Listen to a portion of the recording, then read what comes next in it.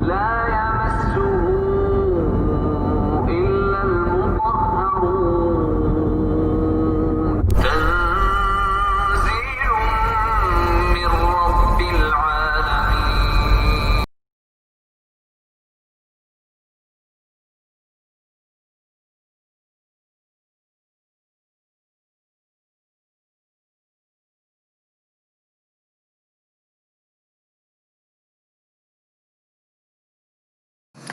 آج کی ویڈیو میں نے آپ کو یہ بتانا ہے کہ اصل دولت کیا ہے۔ لوگ سمجھتے ہیں کہ اصل دولت جو ہے وہ عزت، شہرت، پیسہ، جائیداد، مال، اولاد، مرتبہ، یہ چیزیں ہیں، جبکہ اصل دولت یہ چیزیں نہیں ہیں۔ یہ تو سب دنیا کا مال ہے۔ کیا آپ آئے دن لوگوں کو مرتے ہوئے نہیں دیکھتے؟ کیا ہم آئے دن لوگوں کو اس دنیا سے جاتے ہوئے نہیں دیکھتے؟ کیا ہم دیکھتے نہیں ہیں کہ اربوں پتی اس دنیا سے خالی ہاتھ جا رہا ہے؟ کیا ہم دیکھتے نہیں ہیں کہ بہت زیادہ اولاد رکھنے والا اس دنیا سے خالی ہاتھ جا رہا ہے؟ کیا ہم آئے دن ان لوگوں کو دفناتے نہیں ہیں جن کی بہت زیادہ زمینیں تھیں؟ کیا آئے دن ان لوگوں کو ہم بستر مرگ پر نہیں دیتے جن کے بہت بلند مرتبے تھے؟ تو پھر اصل دولت کیا ہے؟ اصل مال کیا ہے؟ اصل جائیداد کیا ہے؟ اصل نعمت کیا ہے؟ اصل نعمت ہے اللہ کا خوف۔ اصل دولت ہے ایمان کی۔ اصل جائیداد ہے اعمال کی، جو اس دنیا میں بھی آپ کو باعزت بناتی ہے اور آخرت میں بھی اللہ رب العالمین کے ہاں آپ کو سرخرو کرے گی۔ یاد کریں وہ واقعہ جب حضرت موسیٰ علیہ السلام نے اللہ کے حکم سے طرح طرح کی نشانیاں فرعون کو دکھائیں، ایسی ایسی نشانیاں کہ جو کھلی کھلی واضح اللہ کی نشانیاں تھیں۔ کبھی آسمان سے آگ کا برسنا، کبھی نیل کا سرخ ہو جانا، کبھی آسمان سے مینڈکوں کا برسنا، کبھی کسی وبا کا نازل ہو جانا۔ یہ تمام آفات حضرت موسیٰ علیہ السلام کی دعا پہ نازل ہوتی تھی اور حضرت موسیٰ علیہ السلام کی ہی دعا پر فوراً ٹل جاتی تھی۔ یہ بہت بڑی کھلی نشانی اللہ رب العالمین نے دکھائی فرعون کو اور فرعون کے پیروکاروں کو، اور ہر بار فرعون سوچ میں پڑ جاتا کہ آخر ہو کیا رہا ہے۔ بالآخر ایک دن فرعون نے کیا غصے میں آ کے، تکبر میں آ کے ایک بہت بڑا جشن تیار کیا، مصر کے بڑے بڑے سرداروں کو اکٹھا کیا اور حضرت موسیٰ علیہ السلام کو بھی بلایا، اور اس نے پوری قوم سے خطاب کرتے ہوئے کہا، مصر کے سرداروں کو مخاطب کر کے کہا، بتاؤ ہم میں سے کون افضل ہے، یعنی کہ میں افضل ہوں یا یہ موسیٰ؟ ساروں نے کہا جی آپ افضل ہیں۔ فرعون نے کہا بتاؤ سلطنت کس کی ہے، بتاؤ بادشاہت کس کی ہے، بتاؤ یہ نہریں کس کے ہاں بہ رہی ہیں، بتاؤ یہ جائیداد کس کی ہے، بتاؤ یہ سارا مال و دولت کس کا ہے۔ پھر اس نے کہا کہ اگر موسیٰ افضل ہوتا تو اس کے پاس کوئی باغات کیوں نہ ہوتے، اس کے ساتھ کوئی فرشتے کیوں نہ چل رہے ہوتے، اس کے پاس سونے کے کنگن کیوں نہ ہوتے۔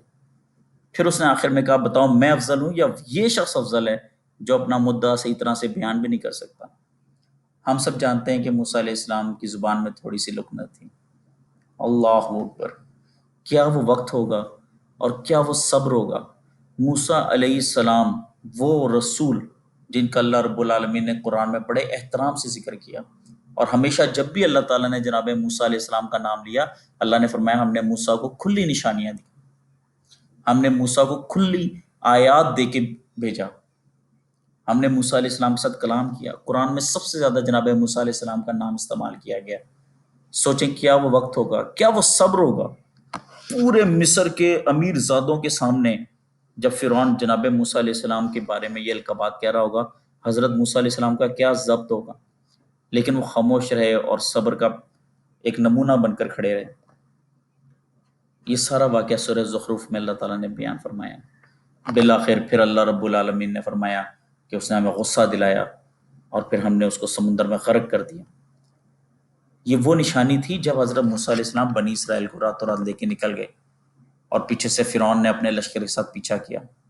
تو جناب موسیٰ علیہ السلام نے ساروں کے سامنے اللہ کے حکم سے جب اپنے عصا کو سمندر کے ساحل پہ مارا تو اس سمندر کے 2 ٹکڑے ہو گئے، اور اللہ نے فرمایا موسیٰ بغیر کسی خوف کے بحفاظت بنی اسرائیل کو اس میں سے نکال لو۔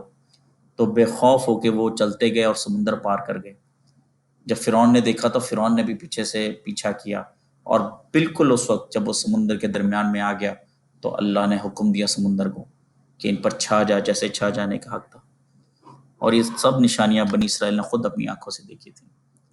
اصل دولت کیا ہے دوست؟ اصل دولت یہ دنیا کی نہیں ہے، اصل دولت آپ کے اعمال کی ہے۔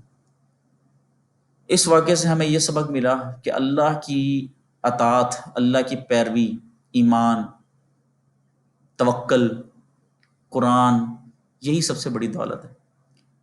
اور سب سے بڑی بات، یہ دنیا جو بھی کہے، جتنا مرضی تمہیں کچھ بھی کہے، صبر کی ایک مثال بن کے کھڑے رہو، اللہ کی طرف توجہ رکھو، بے شک قدردان اللہ ہی ہے، اللہ ہی ہے جو اجر دینے والا ہے۔ سب مر گئے ہیں یار، ایک دن آئے گا سب کو قبروں سے نکالا جائے گا، اور یہ حق ہے۔ اللہ کے سوا کوئی عبادت کے لائق نہیں۔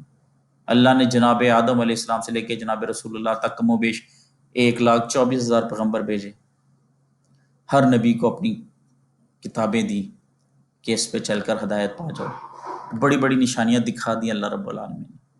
اب عقل والے ہی ہیں جو اللہ کی نشانیوں کو دیکھ کر ایمان لاتے ہیں اور فوراً رجوع کرتے ہیں۔ اللہ تعالی ہم سب کو عمل کرنے کی توفیق عطا فرمائے۔ جزاک اللہ۔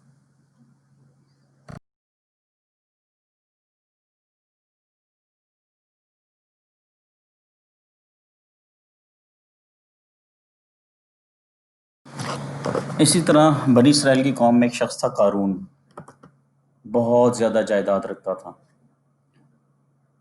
قرآن میں اللہ تعالیٰ نے اس کا ذکر اس طرح سے فرمایا ہے کہ ایک دفعہ قارون اپنے خزانوں کے ساتھ، جو کہ کئی 100 اونٹوں پہ لدے ہوئے تھے، جا رہا تھا، تو لوگوں کا مجمع وہاں پہ اکٹھا ہو گیا۔ اب لوگوں کے مجمع میں سے کچھ لوگ ایسے تھے جو کہہ رہے تھے واہ اس کے پاس کتنی دولت ہے، اور قارون اترا کے چل رہا تھا۔ لوگ رش کر رہے تھے کہ کاش یہ مال ہمارے پاس بھی ہوتا۔ اور اسی مجمع میں کچھ اللہ کے ہدایت یافتہ لوگ بھی تھے جو کہہ رہے تھے کہ کاش قارون اس دولت پر اللہ رب العالمین کا شکر گزار ہوتا، کاش قارون اس دولت پر عاجزی اختیار کرتا، کیونکہ یہ خلافت، یہ دولت، یہ مال، یہ نعمت، یہ اللہ نے اسے دی ہے۔ یہ دونوں طرح کے لوگ اس مجمع میں موجود تھے، جن میں کچھ لوگ اللہ کے نیک بندے تھے اور کچھ لوگ منافق تھے۔ تو اچانک کیا ہوا کہ دیکھتے دیکھتے اللہ رب العالمین نے قارون کو اور اس پورے لشکر سمیت زمین میں دھسا دیا۔ اب وہی لوگ جو پہلے قارون کے جیسا بننا چاہ رہے تھے، جس کے دلوں میں قارون کی عزت تھی، اب وہ فوراً اللہ کی طرف رجوع کیا انہوں نے، اور انہوں نے کہا کہ شکر ہے اللہ تعالیٰ نے ہمیں قارون جیسا نہیں بنایا۔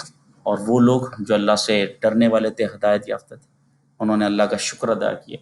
بے شک جو اللہ رب العالمین کے راستے سے ہٹ جاتا ہے، اس کا انجام دنیا میں بھی خواری ہے اور آخرت میں بھی خواری ہے۔